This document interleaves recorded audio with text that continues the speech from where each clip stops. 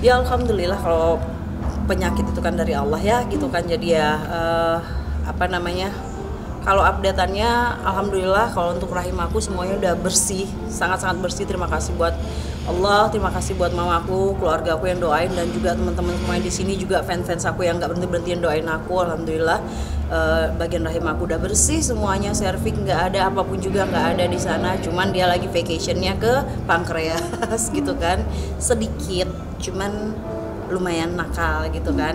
Tapi minta doanya lagi ya.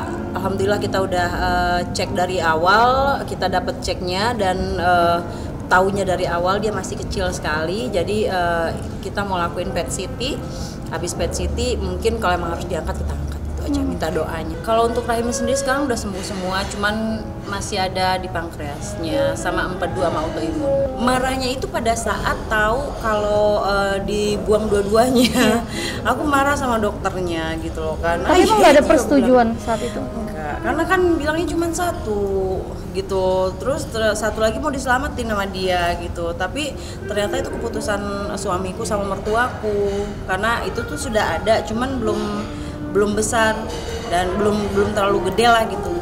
Akhirnya mertuaku sama suamiku bilang, kata, we need her, I need you gitu, so we take it out. Dia bilang kayak gitu. Ya udah, akhirnya diambil. Kanker itu nggak berasa, kanker itu tidak sakit sampai dia, kalau sekarang nih nggak sakit, pankreas di sini kan, mau aku tekan gimana juga nggak sakit. Kanker itu kamu nggak akan bisa ngerasain punya kanker sebelum dia udah stadium telat, mau ke akhir. Kayak waktu itu kan aku tahunnya 3B langsung. Udah mau telat kan, udah mau telat kan, sorry. Dan makanya pentingnya kita itu untuk MCU gitu kan, rutin itu untuk menelaah ya, misalnya kayak tumor marker itu penting banget, supaya kalau masih kecil itu masih bisa ditanggulangi. Tapi kalau misalnya sudah besar, udah melewati stadiumnya 2, itu kan artinya penyebarannya udah main luas. Dan kita tahu sendiri CA itu mahal banget, harus menjalani PET CT. Paling murah PET CT di sini paling murah 15 juta PET CT foto doang kan. Gitu loh. Belum lagi dibacanya apanya, belum dokternya ini kan, atau kemo segala macam, atau mau lebih mahal lagi stem cell-nya gitu kan. Nah, jadi itu bukan hal yang gampang. Jadi buat kita, mau itu cowok mau itu cewek, mendingan ya kan ada BPJS, pergilah medical check up tumor marker. Kita lebih baik tahu di masa dia masih kecil. Kalau dia masih kecil tuh masih bisa ditanggulangin dengan cara-cara yang lain, mau itu di laparoskopi atau di kolonoskopi. Kalau misalnya dia terjadi polip, ada kanker usus besar, itu dinamakan polip gitu kan, bisa melewati kolposkopi gitu kan, masih bisa dipotong-potong kayak gitu. Tapi kalau udah dia sudah stadiumnya lanjut, artinya menyebar kemana-mana.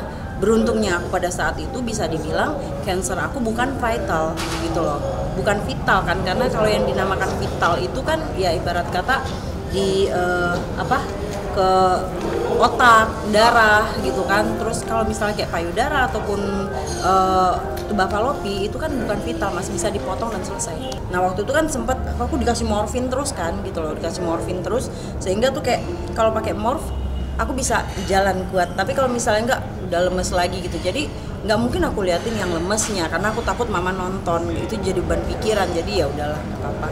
Pas aku menikah, suamiku tahu aku kanker, mama pun tahu, cuman dia nggak tahu spesifiknya di mana, karena aku selalu bilang udah mau hilang, insya Allah udah hilang. Gitulah ngomongnya. Suamiku tahu, ternyata aku malah sakitnya hebat di sana dan harus diangkat. Mau nggak mau suamiku ngasih tahu keluarga, gitu loh. Jadi akhirnya mama tahu spesifiknya di mana. Gitu. Tapi alhamdulillah mertua aku ngasih kekuatan, dia bilang we need you, kita butuh kamu, kata gitu kan. Anak itu titipan Allah, kalau nggak dikasih pun ya udah kalian senang-senang aja, kata mertua aku gitu. Dan akhirnya masih ada jalan lain, kita bisa coba bayi tabung gitu. Walaupun aku sempat jadi introvert berapa lama, tapi akhirnya karena dukung terus dikasih yang baik-baik gitu kan ke dalam pikiran aku, yang akhirnya aku semangat lagi. Ya insya Allah sih aku sekalian ngerjain film aku yang terhambat dulu gitu kan. Aku kan bikin filmnya terhenti karena corona, sekarang kan udah masuk post pro gitu ya. Bismillah, semoga film pertama ini bisa membawa rezeki, bisa membawa aku, bikin semangat aku lagi untuk supaya nggak mikirin penyakit sih sebenarnya. nggak ini kan nggak punya apa namanya emang nggak bisa gitu, jadi boleh pakai bantuan gitu. Iya, cuman kan akhirnya kita udah coba tanya juga ke beberapa kan, tapi kalau misalnya pakai cairan suami sendiri kan nggak masalah. Iya, bayi tabung kan hilang kan. Yang keguguran itu gimana sih Kak? Kapan waktu itu berarti? Tahun kemarin itu bayi tabungnya hilang, terus maksudnya keguguran. Sebenarnya sih kalau misalnya dibilang waktu itu kan aku sempat kepleset di salju ya, cuman kan salju lembut ya. Aku sih ngerasa nggak gara-gara di situ gitu, cuman lebih ke pas hasil ceknya dokter aku main di Singapura ngeliatin, loh kamu IVF bayi tabung tapi myoma kamu ini gedenya di atas 5, ini bisa ngasih racun ke janin dan janinnya nggak akan selamat. Aku sih lebih melihatnya ke sana, tapi pada saat itu karena aku kegugurannya nggak lama setelah aku jatuh, jadi aku nyalahin diri aku banget gitu. Kenapa sih gue kayak gitu, kenapa harus jatuh tadi? Tapi setelah aku pikir-pikir salju kan empuk banget gitu loh, dan salju lagi tinggi waktu itu kan.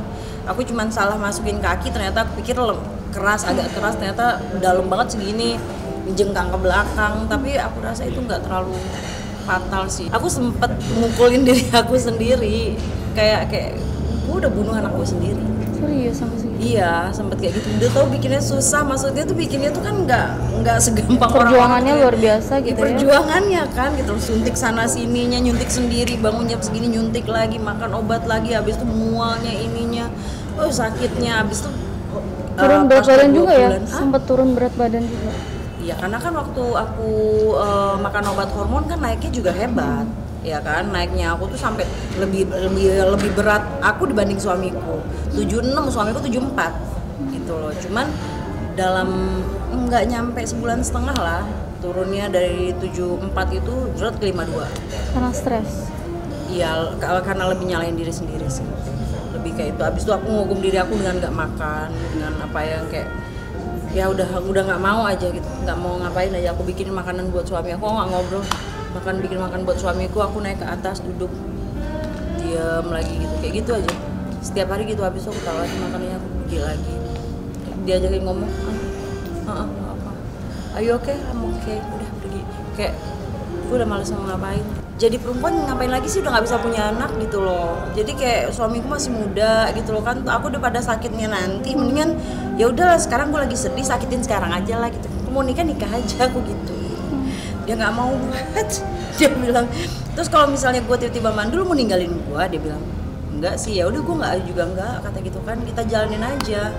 Tuh aku bilang udahlah kalian jalan-jalan aja, katanya ya udah kasih free tiket tour ke Eropa gitu, udah jalan aja gitu kan, nggak usah dibawa, emang Allah nyuruh kalian tuh cuman senang-senang aja hidup di dunia, ntar kalian bahagianya di akhirat sana gitu, kata mertua aku. Ya udah itu aja. Tapi dalam deep hati sendiri tuh kayak ngelihat orang hamil sampai sekarang sih masih kayak gitu, ya? nyengir nggak enak gitu.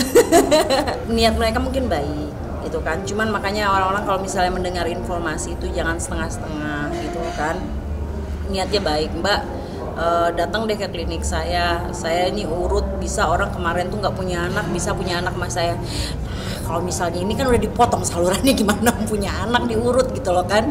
Maksudnya kadang-kadang kalau misalnya pada saat ada orang yang ngomong kayak gitu walaupun niatnya bantu, kadang-kadang tuh kayak ya diingetin lagi. Sama nih kalian nanya nih, diingetin lagi. Aku sih kalau dibilang terpuruk sih enggak sih. Maksudnya lebih ke apa, kayak nerima aja sih sebenarnya. Kalau misalnya Allah izinkan nanti melewati IVF ya alhamdulillah, tapi kalau masih enggak juga ya emang mungkin Allah bilang ya udahlah, anak-anak yang selama ini jadi anak-anak aku udah banyak yang doain aku.